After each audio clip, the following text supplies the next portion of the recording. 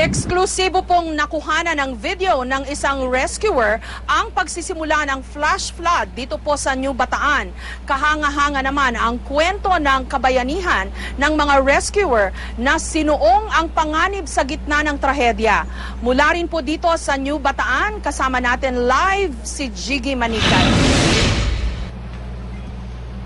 Ma'am Jess, pahirapan nga ang rescue operation na ginagawa rito, lalo pat malalim ang putik na dinadaanan ng mga rescuer. Masagip lamang o ma-retrieve lamang ang mga biktima mula sa kanilang kinalalagyan. At kanina sa isang panayam sa gobernador ng Compostela Valley ay itinuturing niya o ikinukonsidera niya ang pagtutroso bilang isa sa mga dahilan ng flash flood dito sa kanilang lugar.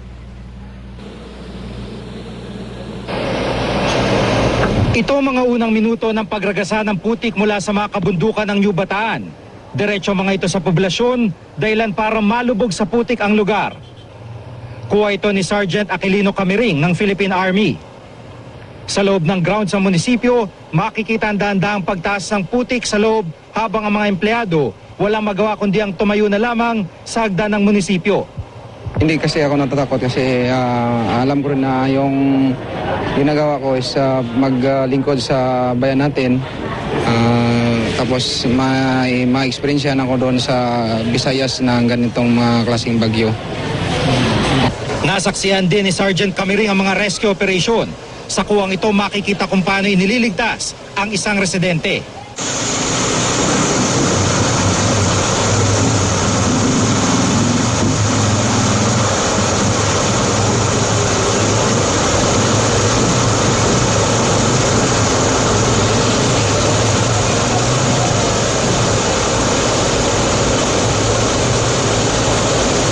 Ang mga rescuer nagsisikap na maitawid dito sa rumaragasang ilog ng putik sa ibabaw ng mga natumbang puno ng nyog. Ang putik, malalim kasi ang putik.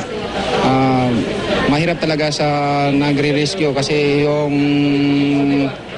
rescue mo mabigat. Tapos yung niyog doon na gindana namin at saka yung ilog na taas. Mahirap talaga ang pag-rescue doon sa ganitong klase na putikan. Sa mga larawang nakuha niya, makikita kung paano hinukay ng mga troso at bato ang kanilang daan pababa ng bundok. Makikita rin ang mga unang minuto ng pagkakaligtas sa mga residenteng naipit sa mga gumuhong bahay nila. Ang ilan nagpapahinga pansamantala sa loob ng mga nasirang bahay.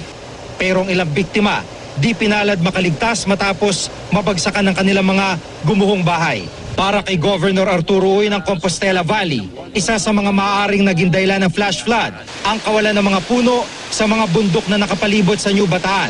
Aminado siyang wala na raw illegal logging dahil dati nang inubos ang mga kahoy sa kanilang lugar.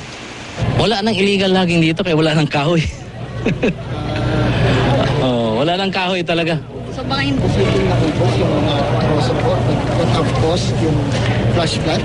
Yeah, that could be one reason. Kasi ito noon, logging area ito eh. I mean, marami tayong kahoy noon eh. Kung siya raw ang tatanungin, magandang pag-isipan muli ang programa ng pamahalaan kung saan pinapayagan ang ilan na makapagtanim at mag-ani ng mga itinanim na puno makalipas ang ilang taon. Lalo kung ang pag-aalisan sa mga punong ito ay makakalbo rin bandang huli. Dapat may graduation tayo or pagtanim, after 3 years, tanim ka dito. Tama yun, pag-harvest mo, na rin eh.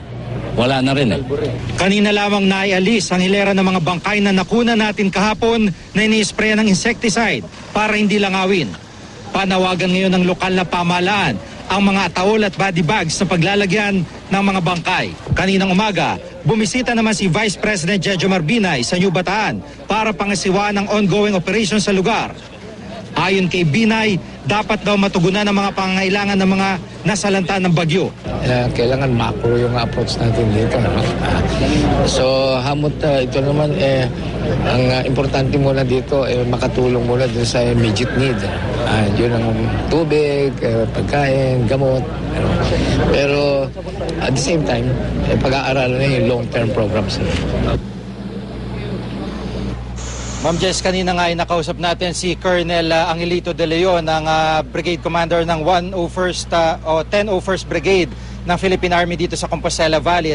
Base sa kanilang data, nasa 439 yung nawawala, samantalang 109 na yung nare-recover ng mga labi. Bagamat meron pa silang migit kumulang 50 labi na locate na at sinisikap na lamang nilang maibaba. At isa sa mga pangunahing pangangailangan nga nila, itong mga body bags para naman hindi maapektuhan o makakontaminate pa sa mga pagdadala nila lugar itong mga labi ng mga biktima. Ma'am Jess? Okay. Jiggy, walang duda, no? Malakas itong bagyong Pablo.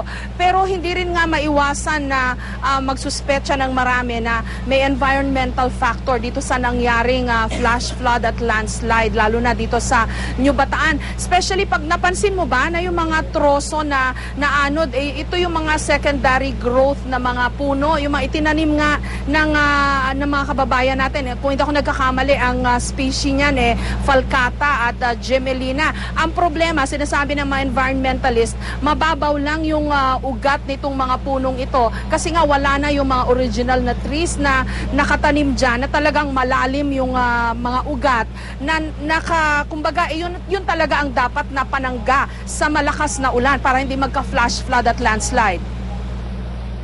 Tama yun, Ma'am Jess, dahil itong falcata, kumbaga yung pinakalegal na pamamaraan ngayon ng mga magkakahoy para makapag-ani ng kahoy at may benta. Karaniwan na customer nila dito yung mga kalapitbayan, Cagayan de Oro at iba pang bahagi ng Mindanao. Pero ang problema dito na nakikita nga ng mga residente, kapag inani na ay hindi naman agad-agad natataniman yung patch na kinalbo nila, kaya ganun din yung resulta. At ito yung isa sa mga maganda rin pag-isipan ng DNR dahil programa din nila ito at verify natin to sa DNR dahil nga sa dami ng mga nakakasalubong naming truck ng falcata na bagong ani pa lamang at putol-putol na. Bukod dyan ay kanina na obserbahan natin na maraming bahagi ng makabundukan na kapalibot dito sa New Bataan, yung talagang eroded mula dito sa New Bataan. Matatanaw mo na parang talagang yung mga lupa gumuho na at madalang na lamang yung mga kahoy na nasa sa palibot at kung meron man na matatandang klase, iilan na lamang ito kung makikita natin mula dito sa bahagi ng New Bataan. Ma'am Jess? Okay, maraming salamat, Jiggy Manikad.